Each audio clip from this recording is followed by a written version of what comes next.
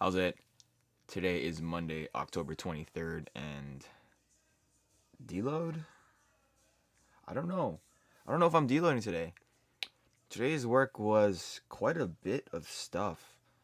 It was lighter in load and lower in volume than last week, but it was still a lot of things here, like muscle snatch, 3+1s, 5 sets of that. Those are almost nothing, right? Power snatch plus hang snatch at 80 for 5 1+1s. So that's what is that? 20 reps of the muscle snatches, and then 10 reps of the power snatch and hang snatch. So that's like 30 total reps so far. Then we're doing floating snatch pulls, exactly what I did last week, but lighter, a lot lighter, like 10 kilos lighter. So that's going to be 9 total reps. And then after that, doing some pause front squats with 5 triples instead of doing regular front squats with 3 5s. So I guess we're reducing the volume in reps from the heavier actual snatches and moving a little bit quicker with my power snatches. But overall, like the amount of effort that I had to put into today was a lot more than I expected. I was planning to go to the gym earlier today, and then I texted my coach just to figure out what I was supposed to do, and then kind of in between those text exchanges, I fell asleep, and so I was like, oh shit, I'm gonna get to the gym at like 2:30 and try to do everything quickly so that I could get back to my classwork tonight. And like it turned out okay. Um, the lifts today were just it felt very labored because I do think I am due for a proper deload. It's just that I don't know what intensity of a deload or what extent of a deload should be. You know, deloading technically, technically speaking, is just you either lowering the weight, like overall intensity, or lowering the volume, like overall volume. And usually, what happens is if you lower the volume, you push the intensity. That's usually what happens. So, I guess today is I am lowering both intensity and volume. So, that's, I guess, a deload. I don't know. Um, when I woke up this morning, my lower back, my hips were very achy. Like, not like muscle sore, but like really just kind of stiff and achy.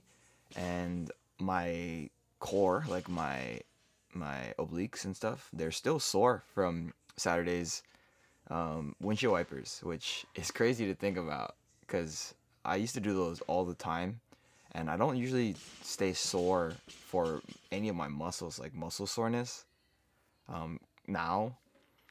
But doing that for the one time in like the last like 6 or 8 months or whatever, um, kind of introduced some amount of DOMs on my core, which feels pretty cool.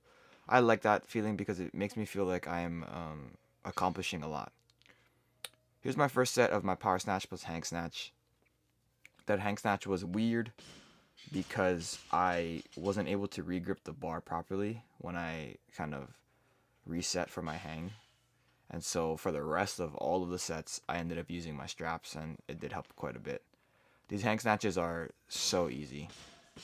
I think that a lot of the work that I was doing on the full snatches the last 5 weeks has helped me tremendously because 80, I mean 80 is not a very heavy weight, but 80 is one of those weights where like if I'm not on it, then I will have a difficulty lifting. And I think that the extra practice that I've had at 85, 90 has given me a lot. So like look at how easy that is. The power snatches themselves are not the best. They're not the cleanest, but they are. I mean, all powers, and like I'm not even close to missing any of them. It's just that I don't think that my power output today is the best it could have been. I think it can always be better, right? So it is what it is. That's my last set there, and then my floating snatch pulls here. Again, this is the thing that I'm trying to do, is just push my knees, get to extension. And I am kind of pulling my upper body here, but I'm not trying to throw my hips forward, which I've said it every single time I talk about pulls lately, is that a lot of times people throw their hips forward to emulate hip extension. And from my standpoint and my like perspective and philosophy on this, it's just something I've developed on my own. It is physically impossible for you to move your hips in like an up and down plane, like in the Y plane. If we're talking about X, Y, and Z, in the Y plane, it is impossible for you to move your hips up and down without bending your knees. And so, if you're trying to get your hip extension, so you're trying to move the bar up, right? Hip extension could mean that the hips go forward for extension, but it could also just mean that the legs go straight. Because if you straighten out your legs, completely straighten out your legs, and you're trying to stay balanced on your foot, your hips will naturally have to move forward, because if not, you will fall either forwards or backwards depending on your hip position. Yeah, that's kind of a lot of things to think about. But I moved into some pause front squats after the snatch pulls, and at this point in this session, I'm kind of tired, really gassed, doing 5 triples at 120. He told me to do some warm-up sets at 60, 80, 100, and then go to 120. So that's kind of what I did today. Some of these sets are a little bit better than others, but I think that they are all challenging.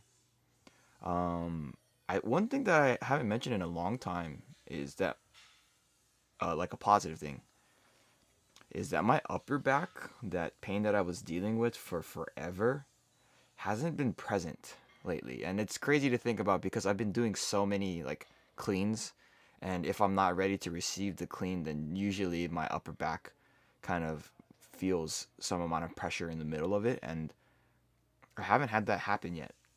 And maybe it's one of those things that I'm stronger now, or maybe I'm lifting a little bit differently than when I used to, and I think those are both true. But at the end of the day, like, I'm super happy that I'm not dealing with that pain anymore. I'm dealing with lots of other pains, but that one was really debilitating, because it really messed with my mental, because I couldn't properly brace for a jerk. And like, for me, jerk is like the thing that I'm like the most competent at. I don't say I'm the good at it, but I'm the most competent at it, right? So that's super positive. Finished off today with just an ab movement here. Another core stability, kind of anti-twist motion here. This is the Pallof press. I used to call it the Jurgens twist, because there's a guy named David Jurgen that showed it to me. He's like an elite powerlifter. When I met him at Stanford, he was really cool. I didn't know there was a real name for this, but it's the Pallof press. So that's it for today.